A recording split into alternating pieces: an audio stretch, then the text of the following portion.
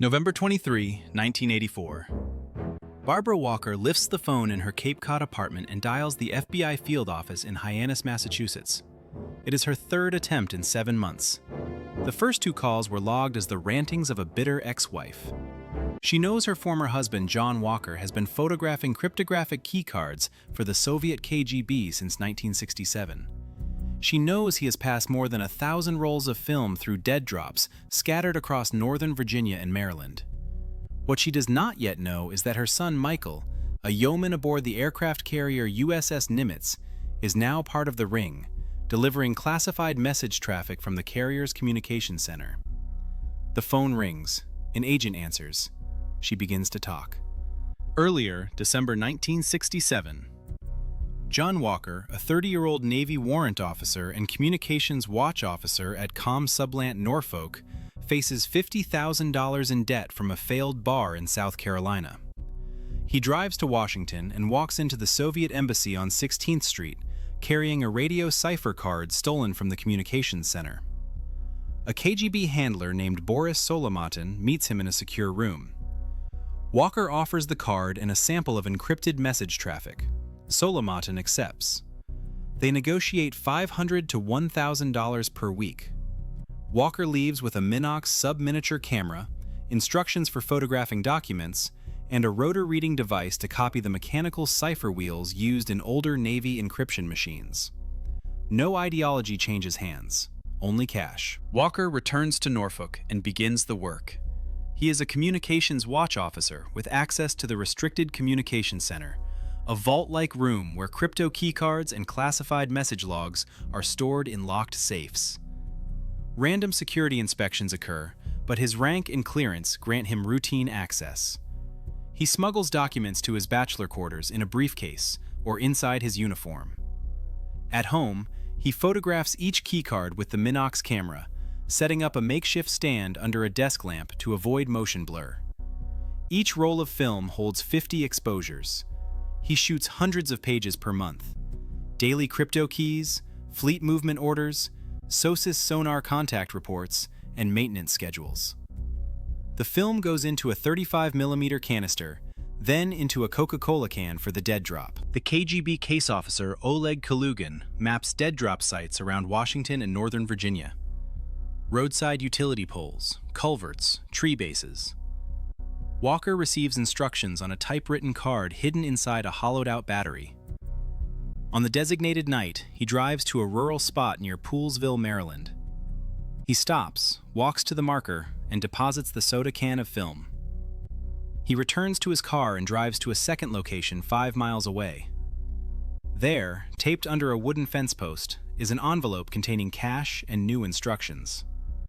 No face-to-face contact, no conversation.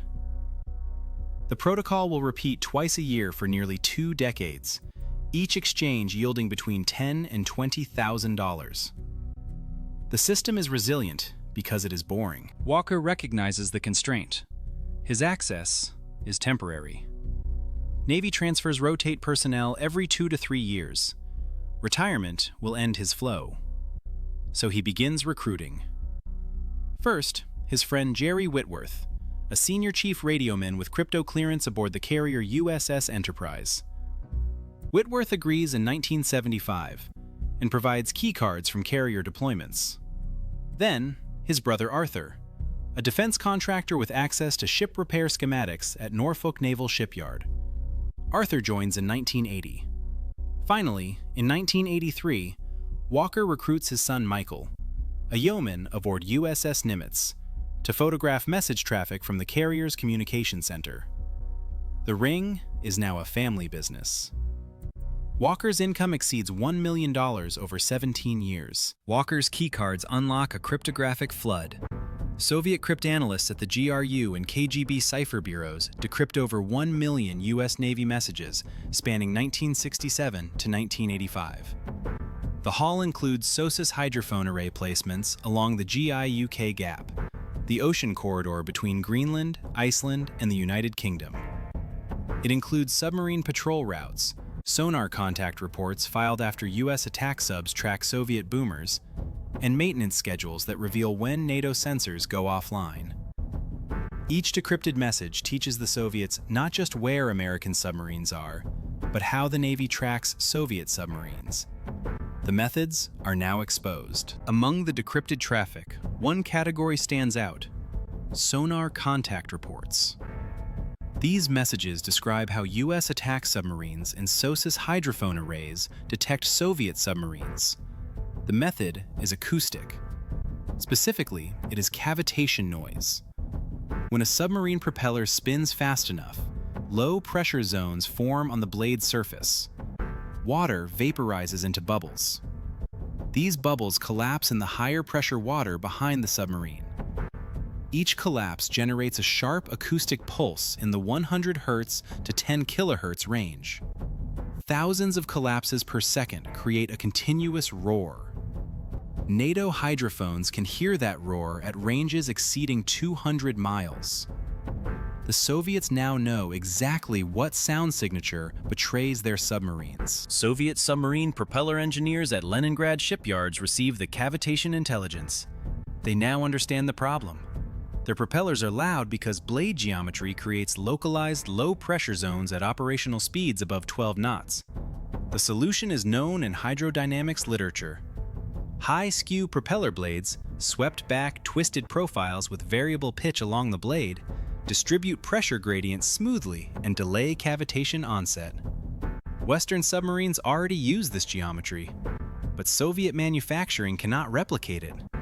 The required blade curvature demands machining tolerances under 1/10 of a millimeter in hard titanium or bronze alloys.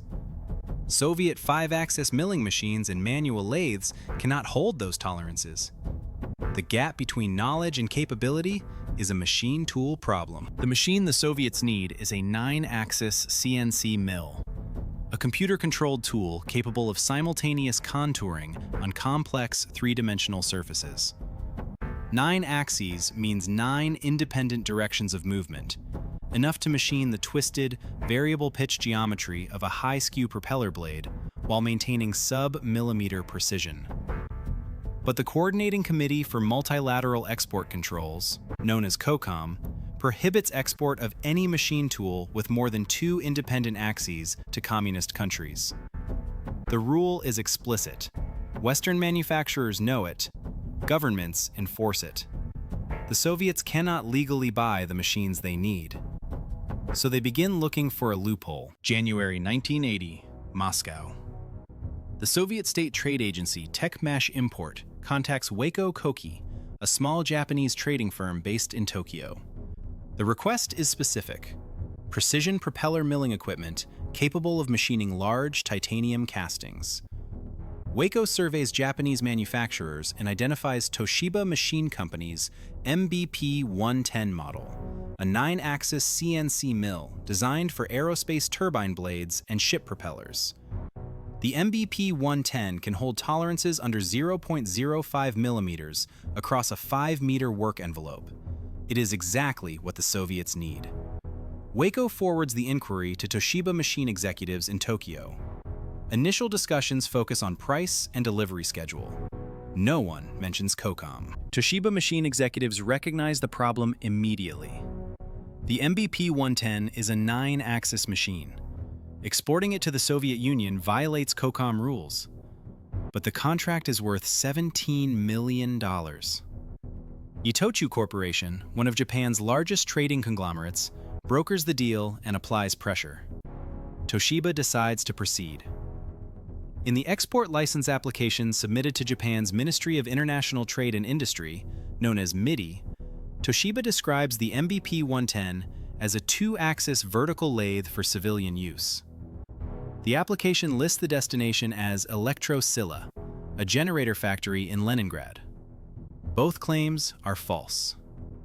MITI export inspectors, 30 staff reviewing 200,000 applications per year, approved the application in April 1981 without physical inspection. The machines are cleared for shipment. Between December 1982 and 1984, Toshiba ships 8 MBP-110 milling machines to the Soviet Union, along with Kongsberg NC-2000 numerical control units from Norway. The machines do not go to Elektrosila. They are installed at a Baltic shipyard propeller plant in Leningrad, a military facility producing hardware for Victor III and Akula-class attack submarines. Soviet technicians, trained by Toshiba engineers during a 2-week installation visit, begin test cuts on titanium blanks.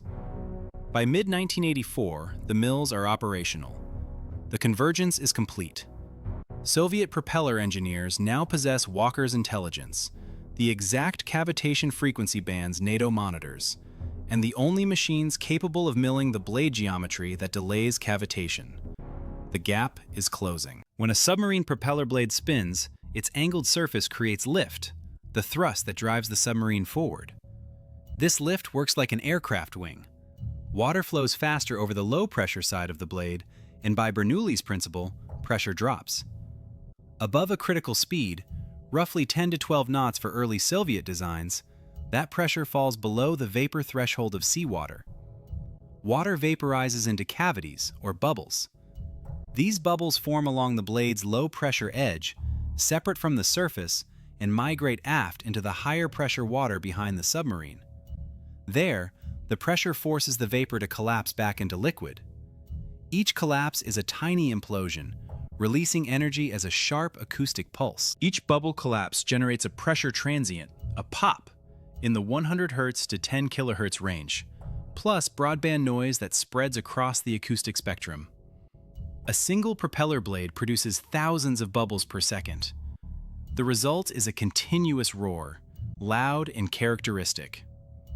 SOS's hydrophone arrays, chains of underwater microphones anchored to the ocean floor along key choke points like the GI-UK gap, are tuned to these frequencies. When a Soviet submarine transits at cavitating speed, hydrophones separated by 100 miles or more pick up the noise. By comparing the time of arrival at each hydrophone, analysts triangulate the submarine's position. Detection range exceeds 200 miles for first-generation Soviet propellers. The acoustic signature is the vulnerability. The solution to cavitation is blade geometry. High-skew propeller blades feature a swept-back, twisted profile with variable pitch along the blade length. This geometry distributes the pressure gradient smoothly, preventing localized low-pressure zones. Instead of a sharp pressure drop at one point, the load spreads over the entire blade surface. Cavitation onset is delayed to higher speeds, 18 to 20 knots or more. But machining this geometry is difficult. The blade is a complex three-dimensional curve. Every point on the surface has a different angle and curvature. Tolerances must stay under 1/10 of a millimeter across the entire blade, or the hydrodynamic effect is lost.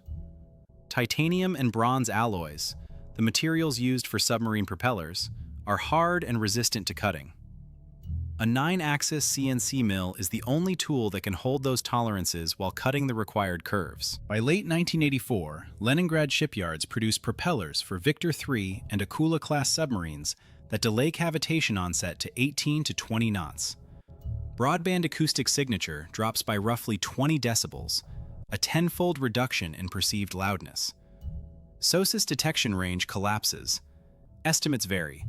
Some sources report a drop from 200 miles to 50 miles. Others say as low as 10 miles. The exact number is classified, but the operational consequence is not. Soviet ballistic missile submarines can now reach patrol zones in the Atlantic and Pacific without NATO knowing their position. The 15-year acoustic advantage NATO held since the 1960s erodes in under 3 years. ASW Doctrine must be rewritten. The convergence of Walker's intelligence and Toshiba's machines has silenced the Red Fleet. November 23, 1984. Barbara Walker's call reaches the FBI field office in Hyannis. The Boston FBI initially logs it as the rantings of a drunken ex-wife. But the tip is forwarded to the Norfolk field office because John Walker's name appears in an older file. A cryptic anonymous letter received in May 1984, signed only with the initials RUS, confessing to espionage. A counterintelligence supervisor reopens the file.